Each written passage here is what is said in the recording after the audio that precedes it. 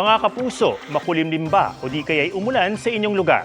Dahil po yan sa dalawang weather system na umiiral ngayon sa bansa. Una riyan ang nabuong low pressure area sa loob ng Philippine Area of Responsibility.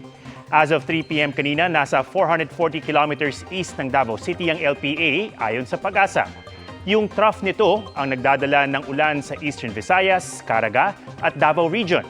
Patuloy na umantabay sa updates dahil ayon sa Pag-asa, hindi inaalis ang posibilidad na maging bagyo ito. Ang southwest monsoon o habagat patuloy na umiiral at magpapaulan sa kanlurang bahagi ng Southern Luzon at Visayas. Doble ingat mga kapuso lalo na sa mga lugar na ilang araw nang inuulan o binabaha. Posible kasing lumambot na ang lupa na mauwi sa landslide. Base sa datos ng Metro Weather, halos buong Mindanao ang uulanin sa hapon.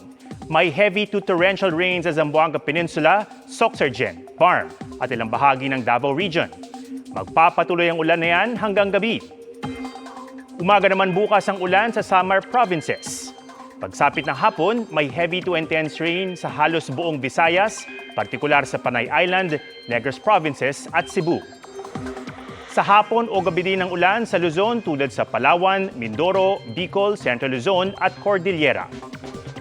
Di rin inaalis ang tsansa ng localized thunderstorms dito sa Metro Manila. Kaya abiso sa ating mga kapuso, huwag kalilimutang magdala ng payo.